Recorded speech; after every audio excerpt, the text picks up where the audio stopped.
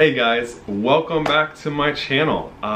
Today's video is gonna be a story time video. It's been a while since I've done one of these, but this video, as said in the description below, it will be about my first experience with a cop here in Japan. So let's get into it and let's go.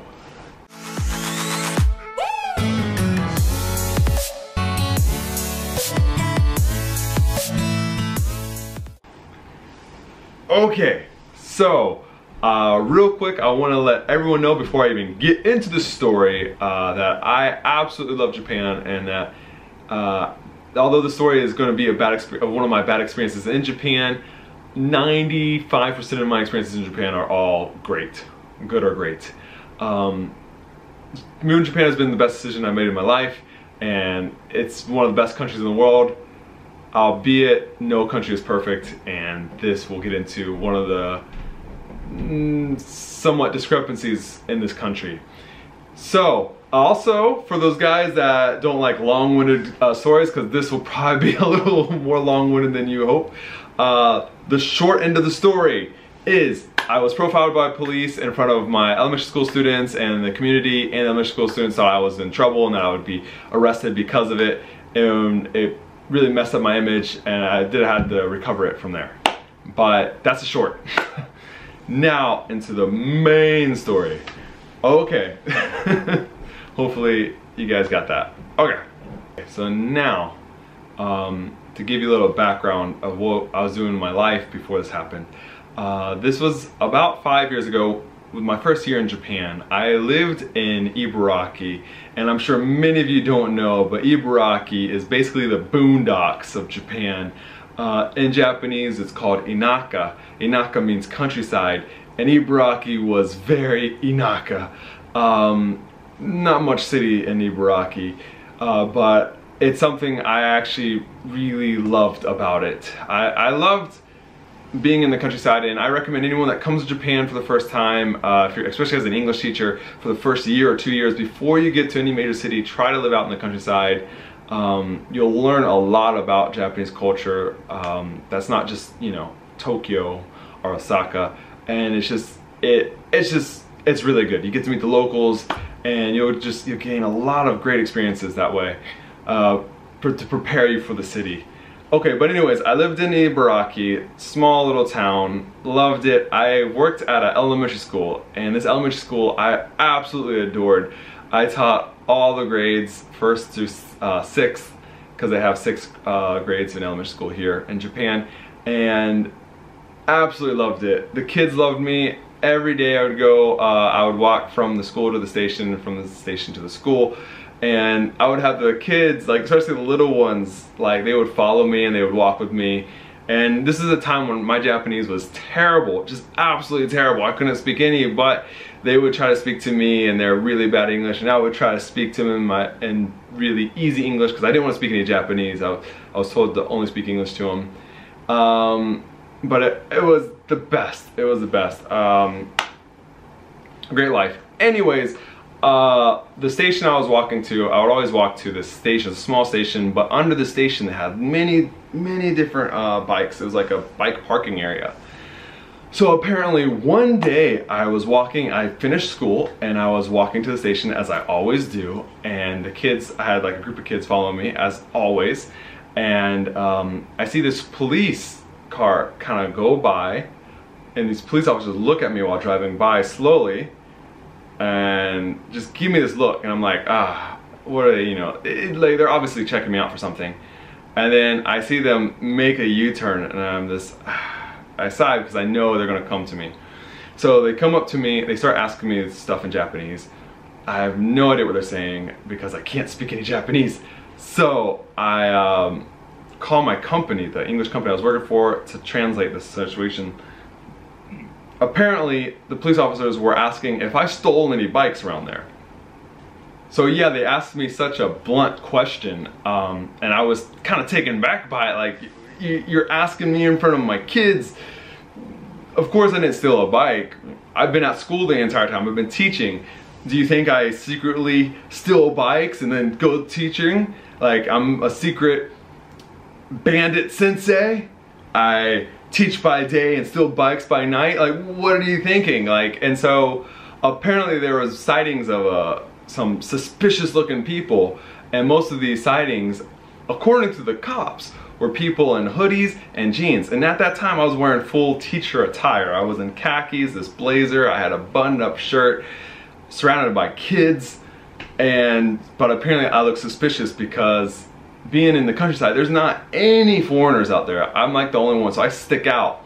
So obviously I was the first to be asked. I was completely profiled, and so they assumed that maybe they were my friends, and if I knew these people that stole the bikes. And I was trying to explain to them that I just got done teaching at the school. I was literally just walking from the job. There's kids around me, like, how do you not understand this? And at that time, I looked at my kids' faces and they were like legit like worried. They thought I was like some thief, and that their teacher that they loved and adored was stealing bikes, and that they were worried that I was gonna get arrested. And they did this. A couple of the kids, as soon as after the cops left, they were doing Chris Sensei, like this, and I was like, no, like it's fine. But because like about, what was it, 10 or 15 kids were there, they went home, told the parents, obviously, and the community started to worry. So that next day, I got a call from my company because the school was worried that I was doing some bad things, which was not the case at all. Obviously, I was completely profiled in front of my kids, and so I had to explain to them, and I had to explain to my teachers, and I had to explain to my company. I had to explain to everybody that, you know, what the situation was. And it was crazy because everyone kind of doubted me after that. Everyone kind of doubted that maybe he did steal the bikes after it went around the community, which was insane because I was literally just teaching at the school with my students and with the teachers, and they saw that I was at the school. So finally I explained everything to everybody again, and the teachers, I guess, talked to the community and was like, listen, you know, Chris Sensei wasn't stealing any bikes. He's been here teaching with us. You know, he's a great teacher with us and whatnot. So that subsided, but it was definitely an eye-opening experience. You know, it was my first time in my life ever being profiled by police, and I know for maybe many people watching, it's happened too many times or never happened before. And in Japan, I explained it's a great place and it's fantastic here, but it does have the problems of being a homogenous society, to where over 98% of the population here is Japanese. And so if you're less than, I think it's less than 1% is white, Hispanic, and black. And if you're one of those and you live out in the countryside, you stick out like a sore thumb. Like, you can be in a town of like 10,000 people and you'll be the only foreigner. So you're known. The second you come into town, all eyes are on you. And any sort of suspicious activity comes around, all eyes are on you. And that's how the Japanese police, especially in the countryside, see it. So nothing happened to me. I didn't get arrested. Obviously, I wasn't taken in or anything. After talking with my company, the police kind of understood. But the profiling that they did on me not only just bothered me, but it really just like hurt my image for that time being, especially in front of my students, which is something I really, really hated. But there was, at the end of the day, there's nothing I could do. But again, it finally subsided, and I know a lot of other foreigners had much worse stories dealing with police here.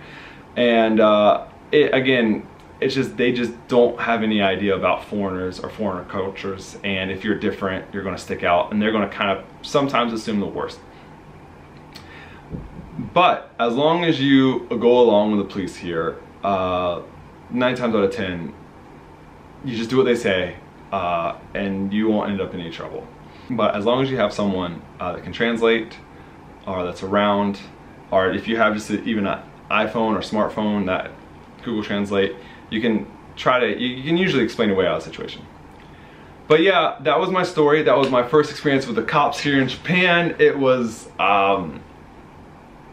it was honestly my first bad experience here in Japan.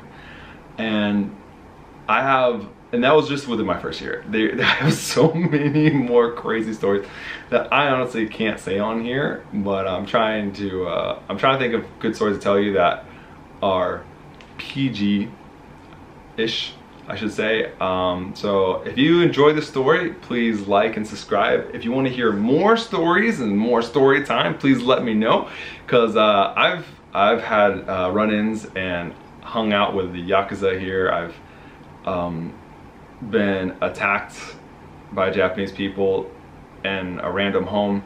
Like, stories that I couldn't make up. But I love them.